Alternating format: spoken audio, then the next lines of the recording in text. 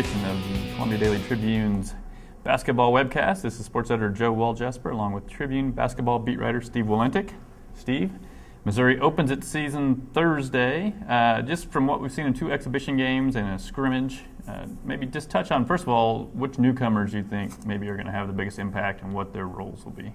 Well, of the five that are on the roster, I really think four of them are going to get a chance to contribute in some capacity. The only one who I don't see really having much of a role is Kadeem Green. Mm-hmm. He's thought to be kind of a project when they signed him, and then he's also now still kind of recovering from a ruptured Achilles tendon, so I think he's at least a year away from really being a part of the rotation. But as far as the other guys, Phil Pressey's the guy who came in, I think, with maybe the most hype, and he's going to get a shot to compete for the starting point guard job, I think. Mm-hmm. He did not look very good in that capacity in their first exhibition game. He kind of struggled at the start on Friday against Arkansas Fort Smith, but played a lot better in the second half, had 19 points and settled down, had 5 steals. He's so quick and sees the floor so well and is a really willing passer. I think Anderson likes that and likes what he does for their offense.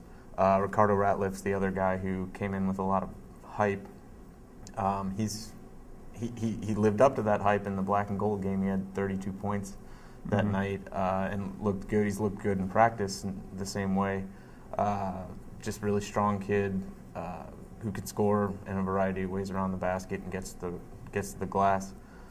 But he looked uncomfortable in both exhibition games. I think it's going to be a little while before he settles down, but he's still going to be a big part of their front court, whether it's starting or off the bench. And then Ricky Kreklow really amazed some people with his performance in the black and gold game. He had 17 points, was really active, had 8 assists and a bunch of steals, and he sees the passing lanes well and things like that, and also can shoot it, but I'm not sure we can count on that kind of performance from him. I think he's going to have a role as a guy who can knock down shots and do some little things. I don't really see him being a star right away. And then Matt Pressey has really struggled in the exhibition games with his shot. He's actually looked better offensively than I think the coaches expected in practice, but they're really looking at him to be a guy who does a lot of intangible things on the wing. Well, I guess the thing you look at their roster and you thought they needed to come in was A, someone who could defend on the perimeter because they lost 2 really good guys there, and B, play inside and want to be in there and rebound and maybe score on some putbacks, which is the role I think everybody saw for Ricardo Ratliffe. Do you see him anyway as kind of maybe the missing piece this team needed to get from being a 5th or 6th place team in the Big 12 to one that can contend for the title? I certainly think he can be. Like I said, I think. What do you think he needs to do, I guess, maybe? I think, well, he's going to have to make layups, which is what he was not doing. He's going to get opportunities around the basket. He's so strong.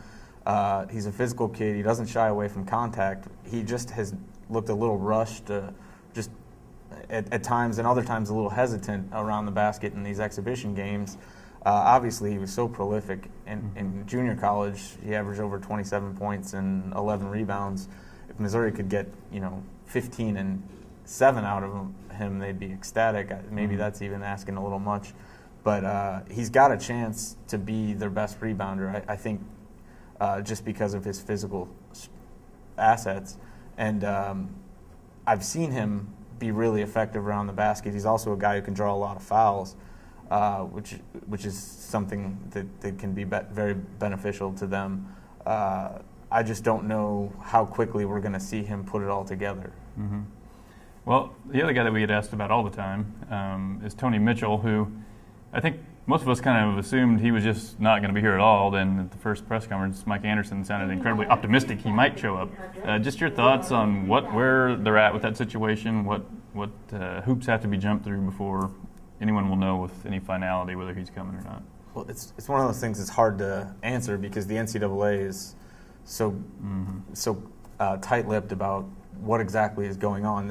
As I understand it, Tony's situation is he's now graduated from high school. He did after the Dallas School District. There was some debate even about that. Right, there was. The Dallas School District has signed off on his transfer credits from this previous school in Florida, and is giving him a diploma, the NCAA now has to sign off on those same classes and decide if they're going to be able to count to his core, his necessary core credits.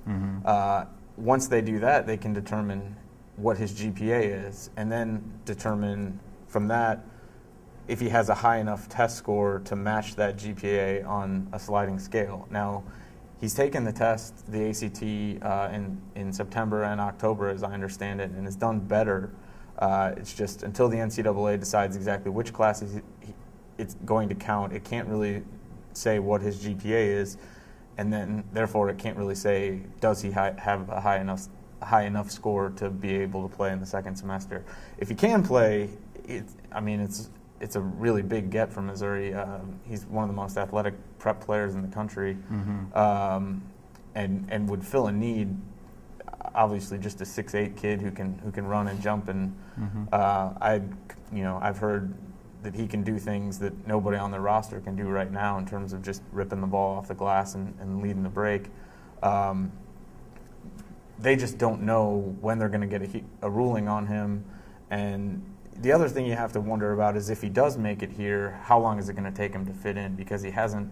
It's not like a situation where some other kids like Josh Selby at Kansas, where he's been practicing with his team, and if they clear him, he can, in theory, fit right in. It's going to be starting from complete scratch. But I guess there usually are some cupcake games there after Christmas break where you could probably get a little bit of work in before conference play would start, and maybe anything you could get out of him would be better than nothing. I mean, it's not like Anderson plays about a 6-man system, and it's hard. I mean, he's willing to play a lot of guys, so I think. And they do still seem to need some bodies up front. I mean, I think Steve Moore is going to play a bigger role than he did last year, but it's not so much bigger that you figure all the minutes are accounted for in the front court. All right. We're coming to an end of the fall signing period, and it's looking like Missouri will not sign anyone. They currently, I guess, have one available scholarship.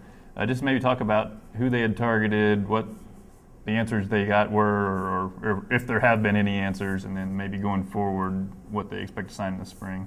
Well, right now they're kind of waiting for answers.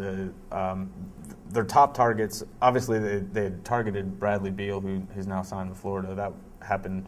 He committed to Florida even last fall, so they kind of had moved on from him. Ben McLemore is another kid from St. Louis who's now at Oak Hill Academy in Virginia. Is one of the top 20 recruits in the country, and he's now down to Missouri and Kansas as his choices. He was expected to sign this week. And that apparently now is not happening, but he told the Lawrence Journal-World on Monday that he plans to make a decision and verbally commit to either Missouri or Kansas on Saturday. He's always been thought to be leaning towards going to Kansas. There's also talk that his mother might prefer that he come to Missouri. I'm not sure how that's going to play out.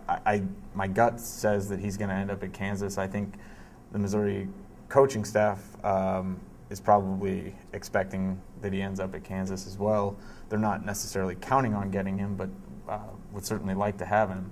The other big target they have is Otto Porter from Scott County Central. He's a 6'8" power forward, kind of a hidden gem a little bit.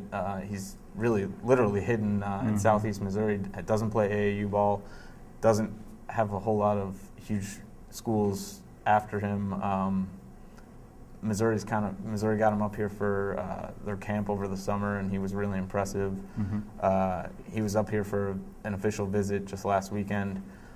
They like their chances with him, but he's not planning on signing until the spring. I think there's a chance. One of the things he wants to make sure of is that Mike Anderson is going to be here. We've obviously seen him flirting with other offers the last couple of years, and I think they might want some reassurance that if he signs, Mike Anderson is going to be here. But he seems to really like Missouri. So they have one available, assuming no matter what, and then they could have two if Tony Mitchell does not make it. Is that your understanding? Yes. That's kind of the way. And so would they want to sign two, you think, if Mitchell is not eligible, or would they want to hang on to one? I think it depends on which two. I think if they could get these two players, I think there's no question they would take both of them. whether or not they can only get one of these two guys, and then if they have the other scholarship available, are they going to, go back and see what's out there? I'm not sure. All right. Well, that'll wrap up the first edition of the Basketball Webcast. Tune in, I believe, in 2 weeks after Thanksgiving. We'll get back and talk about Steve's visit to Cancun, which he's looking forward to, and also the game that we're all looking forward to against Georgetown.